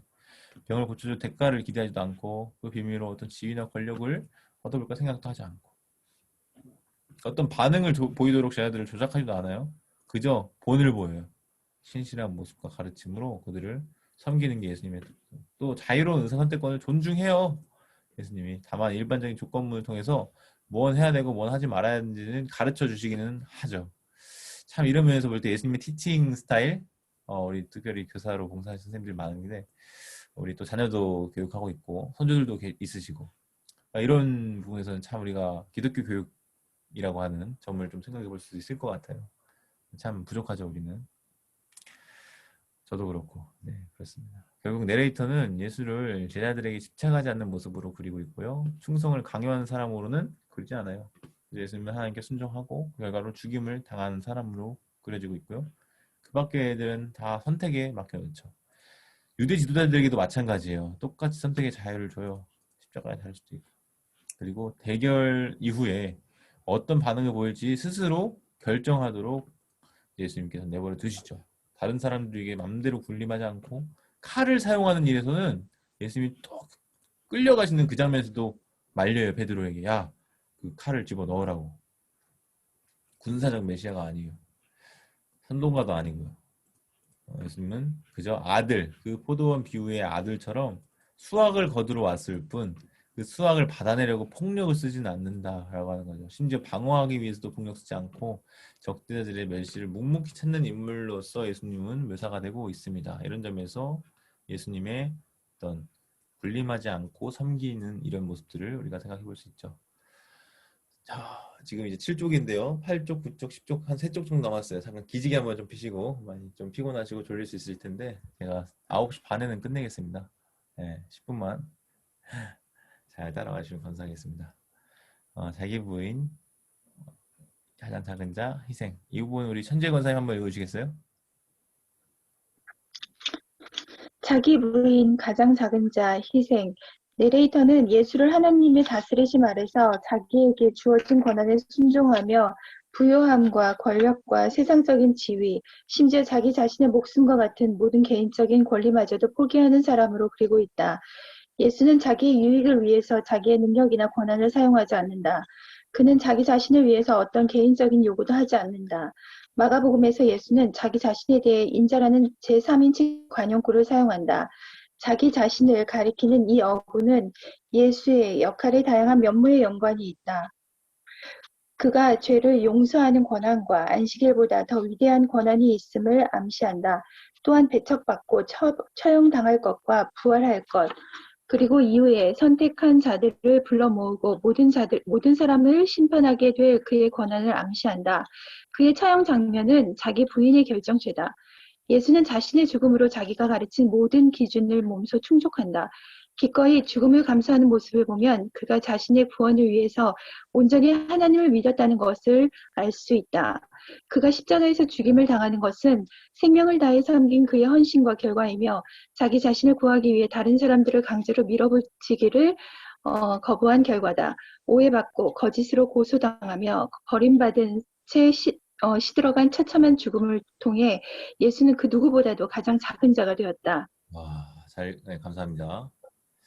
참 이거 보면서 와, 이게 그냥 하나의 어떤 메시지가 될 수 있는 것 같아요. 예수님이 이런 모습을 보이셨구나. 이게 마가의 내러티브 안에서 이런 모습들이 다 발견이 되는 거잖아요.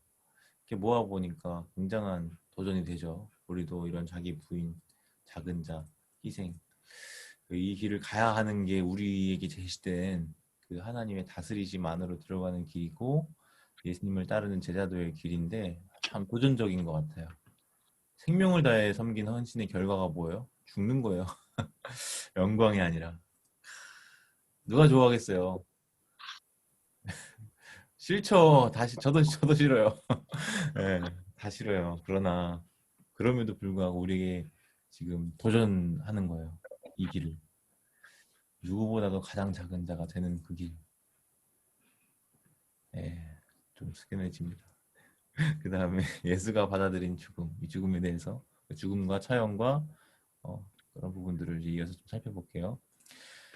기본적으로 처음과 끝이 동일해요. 예수님의 인물 설정이요. 능력 있는 자에서 배척받고 처형당하는 상처받기 쉬운 연약한 자로 이미지가 바뀌어요. 원래 초반부에 능력 있잖아요. 막 인기가 많고 막 사람들이 추종하고 막 그런 모습에서 점점 막 약간 예수님이 약간 안타까운 이미지로 바뀌어가죠. 예수님은 죽음이 불가피한 걸 알고 계시고 그래서 굽히지 않고 끝까지 나아가죠.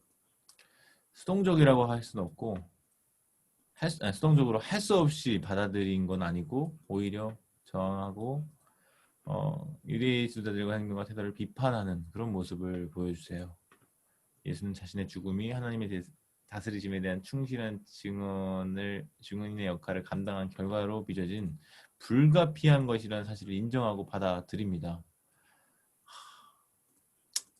네, 그렇죠.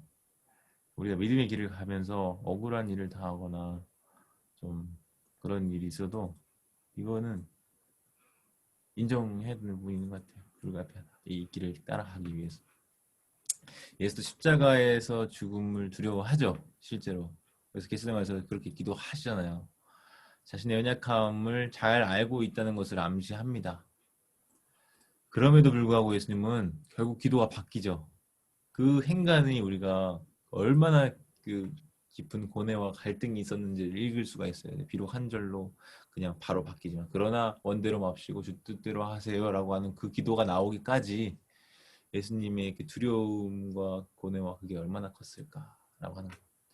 자신의 뜻을 그러니까 우리도 마찬가지예요. 그 길을 가는 게 결코 쉬운 길이 아닌 거죠. 엄청 그 행간에 갈등과 고뇌가 있는 겁니다. 그렇게 해서 결국 우리 믿음의 이 길을 가겠죠. 자기의 뜻을 하나님의 뜻에 완전히 굴복시킨 예수는 순순히 끌려가고 마치 도살장에 끌려가는 어린 양처럼 저항도 않고 다 받아들이면서 변명도 어떤 변호도 하지 않고 죽음을 맞이하시죠. 타협하지도 않고 떳떳하게 증언하고 그대로 감내하는 이 예수님의 모습을 볼 때 어떤 생각들을 좀 하게 되는 것 같습니다. 그 다음에 처형당하실 때 아까 말씀드린 것처럼 처음에는 주변 세계에 엄청나게 영향을 미치는 사람으로 시작을 했다가 끝날 무렵에는 처참하게 무너진 사람으로 끝나죠. 그래서 그 죽음을 묘사하는 장면은 가슴을 찌를 듯한 매서움과 강한 능력을 동시에 담고 있다고 볼 수 있어요. 홀로 죽어요. 왜? 물이 다 떠났잖아요. 결국은 수많은 무리들 다 떠났어요. 오직 여인들만 좀 멀찍이 지켜보고 있는 상황인 거죠. 그래서 홀로 떨어져 있기에 이 이야기의 비장함은 더욱 고조되고요. 가장 가까웠던, 제일 가까이에서 따랐던 그들에게마저도 배신을 당하는 그 슬픔. 예, 어땠을까? 승리로 장식하여 끝나는 예수 일생을 그릴 수도 있었겠죠? 그러나 그렇게 하지 않았어요. 철저히 예수님이 순종해서 죽음을 선택했건만 버림을 당해 죽임을 맞이하는 그런 결말로 했죠. 그 처형이 얼마나 끔찍한 것인지를 잘 묘사하고 있고 죽음 하나, 고통 하나 겪고 있는 모습을 그려주고 있습니다. 그러므로 내레이터는 예수의 죽음을 어떤 영웅의 고상한 죽음으로 묘사하고 있지 않아요. 이렇게 막 우리가 충격하고 막 그렇게 할 수도 있을 텐데 마가에서는 그것을 고상한 죽음으로 그리지 않고 예수가 너무나도 인간적이었다. 그 인간적인 면모가 엄청 많이 드러나거든요. 예수님은 배고파 하시기도 하고요. 예수님은 피로를 느끼기도 하시고요. 고민하고 갈등하고 두려워하시기도 하고 심지어 번민하고 당황하고 슬퍼하는 부르짖음이 있잖아요. 어찌 엘리 엘리 라마 사박다니 어찌 나를 버리십니까? 라고 하는 그 절규까지도 담아내고 있는 게 마가복음이잖아요. 어떤 순교자처럼 멋지게 우리 순교 사화들 보면요. 폴리캅 요한 사도 요한의 제자라고 하는 막 나는 80세까지 한 번도 예수를 부인한 적 없는데 어찌 여기서 처형당하면서 화형당하면서 부인하겠냐 하면서 그런 멋있는 순교 사화 이런 거 들려지잖아요. 근데 예수님은 절규하는데요. 예. 그러니까 이 마가 내러티브에서 내레이터가 그렇게 그리지 않고 있다는 거예요. 그래서 유일한 승리의 모습은 무엇이냐? 그가 철저히 순종하는 것, 이 면에서는 굴복하지 않았다는 거죠. 자기 내면의 두려움, 고통, 슬픔, 모진 아픔, 모욕, 버림받은 배신당함 이런 모든 것에도 불구하고 끝까지 순종했다는 것 하나, 이것은 승리예요. 이것이 바로 마가복음에서 그린 승리자 예수의 모습입니다. 참 쉽지 않아요. 그래서 저도 과연 끝날에 그런 승리를 거둘 수 있을지 확신은 없습니다. 그러나 주께서 도우시길. 네. 십자가 처형의 의미. 이제 이 예수의 죽음에 대한 의미를 밝히는 게 기독교 신앙의 중심 관심사가 됐죠. 신앙의 중심 주제 십자가. 그래서 존 스토트 같은 목회자의 그리스도의 십자가라고 하는 책은 IBP에서 출간되었는데 모던 클래식스 해가지고 굉장히 많이 팔렸거든요. 중요한 명저 중에 하나라고 합니다. 두껍긴 한데 기회가 되시면 한번 읽어보시길 권하고요. 마가에서 중요한 거는 뭐다? 그 십자가의 의미, 그걸 밝힌 게 아니에요. 그냥 예수님 죽었다, 부활했다. 이 사실을 드러내는 게 마가에게 중요한 거예요. 그럼 우리는 마가복음을 읽고 있으니까 그 마가에게 중요했던 것에 포커스를 맞춰야지 기독교 이후의 후대의 중요하게 신앙의 중심과 그 십자가 처형이 무슨 의미가 있을까 말하면서 밝히는 게 중요한 게 아니라는 거죠. 아무튼 잘 분간해서 들으시길 바랄게요. 네. 십자가에서 죽임을 당한 것은 결국은 끝까지 충성을 다해서 얻어진 비참한 결과였습니다. 이것은 마가가 볼 때 두려움 세계가 그 위세를 떨치고 있는 한 하나님의 다스리심을 끝까지 따르는 자들은 핍박을 당할 거다. 심지어 죽임까지 당할 거다. 이거를 암시해주고 있는 거예요. 마가의 관점에서는. 요한이 그랬죠. 제자들도 그렇게 될 거예요. 누구보다도 하나님의 다스리심에 눈을 활짝 열었던 예수님도 이 세상에 전 세계 처형 당했잖아요. 이게 전부는 아니죠. 마지막 말을 하는 건 이 세대가 아니기 때문입니다. 다음 세대가 있고 그리고 장차 마지막 때가 오죠. 예수는 부활하고 하나님의 다스리심은 권능과 영광으로 이제 곧 와요. 그때는 바로 역전될 거예요. 그래서 마가에게 예수의 죽음과 부활이라고 하는 그 사실 자체가 그것의 신학적인 의미를 탐구하는 것보다 더 핵심이 되는 것이라 이거를 그래서 오늘날 주의를 해야 되는데 오늘 독자들은 이 부분을 주의를 해야 된다. 죽음과 결부한 신학적인 의미로 마가복음을 읽으려고 하는 건 좀 주의를 해야 된다. 왜냐하면 예수님의 죽음을 죄를 대속하는 죽음으로 이해하는 그 방식이 지배적이잖아요. 형벌 대속적 죽음, 이 신학적인 틀로는. 근데 마가에서는 그렇게 이해하고 있지 않아요. 그저 예수님이 이미 죄를 용서하고 이미 마가복음 2장에서 중풍병자에게 내 죄사함을 받았다. 이미 용서하셨잖아요. 죽음 이전에. 권세도 줘요. 심지어 제자들에게 죄 용서하는. 그 용서가 효력을 발휘하게 만들기 위해서가 아니라 더군다나 마가가 그런 고난을 그런 식으로 강조하지도 않고 그냥 죽음을 있는 그대로 아주 고통스러운 죽음으로 그리고 있는 거예요. 네, 그래서 이런 부분들이 있다는 걸 좀 한번 읽어보시고요. 28분이 돼서 뒷부분 좀 하고 30분에 딱 끝낼게요. 30분에 끝내고 이제 기도하시고 끝내는 겁니다. 예수님의 처형의 원인은 인간들의 행위로 야기된 것, 그리고 하나는 하나님의 뜻에 따른 것. 그래서 두 가지의 방식이 있는데 하나는 인간에게 책임 찾고 하나님께는 원인을 찾는 이런 방식이 있는데 오늘날 현대인으로서 우리는 양자택일을 막 하잖아요. 이분법적으로 사고하니까 하나님이나 인간 둘 중에 한쪽만 책임이 있다고 생각이 있는데 고대 사람들은 둘 다 책임이 있다고 봤고 이 데이터는 양쪽으로 왔다 갔다 하면서 아주 조심스럽게 그리고 있다. 두 번에 걸쳐서 예수님은 자신의 죽음을 해석하시는데 섬김의 행위로 대속물로 주려 함이다. 그런 섬김의 행위로 해석하시기도 하고 자신의 죽음을 계약의 최종적인 도장을 찍는 것으로 몸과 피 얘기하면서 그 언약의 최종적인 도장을 찍는 것으로 아브라함 언약부터 시작해서 다윗 언약 그리고 새 언약 예레미야에 나오는 그 언약을 성취하는 최종적인 도장이 뭐냐? 예수님의 십자가 죽음이다. 예수님은 이런 식으로 자신의 죽음에 대해 이해를 가지고 있었다라고 하는 것입니다. 마지막 빈 무덤 죽음으로 끝난 게 아니라 예수님이 부활하셨다는 것을. 그러나 마가복음에는 부활 장면이 나타나지 않아요. 그게 무슨 의미가 있을까 했을 때 도리어 그가 살았던 삶을 강조하는 측면이 있는 거예요. 그래서 다른 복음서들에 비해서 마가복음엔 이 제자도라는 점이 두드러지고 있습니다. 무덤이 비어있다는 사실, 즉 부활했다는 사실을 하나님께서 그를 인정했다는 것을 확증하는 거죠. 단순히 자신의 입으로 떠들고 다닌 게 아니라 부활을 통해서 하나님이 그것을 확증했다. 그러므로 예수가 부활한 사실은 이런 방식에 따라 사는 모든 사람들에게도 하나님께서 그렇게 해주실 것이라는 점을 확증하는 표시다. 이게 우리의 소망이 되는 거죠. 아까 막 그냥 우울했잖아요. 비참하고 막 버림받고 막 그게 우리가 가야 될 길이라니. 그러나 이 부활을 통해서 우리의 소망을 다시 한번 세워주시고 다시 한번 예수처럼 살려고 하는 사람들에게 이 하나님의 다스리심을 선포하는 역할이 맡겨졌다라고 하는 것으로 이렇게 마가복음이 끝을 맺게 되죠. 이것으로 예수님에 대한 등장인물 분석을 좀 마쳤습니다. 네, 오늘은 그렇게 급하지 않게 이렇게 온 것 같아요. 근데 제가 너무 낭낭한 톤으로 졸리실 수도 있긴 하겠는데 잘 들어주셔서 감사하고요. 기도하고 마치겠습니다. 좋으신 하나님 아버지 은혜를 감사합니다. 하나님께서 오늘 마가복음의 말씀을 함께 살펴보는 가운데 예수님의 모습에 드러난 하나님의 뜻과 또 우리가 따라야 할 제자도의 본을 보게 하시니 감사합니다.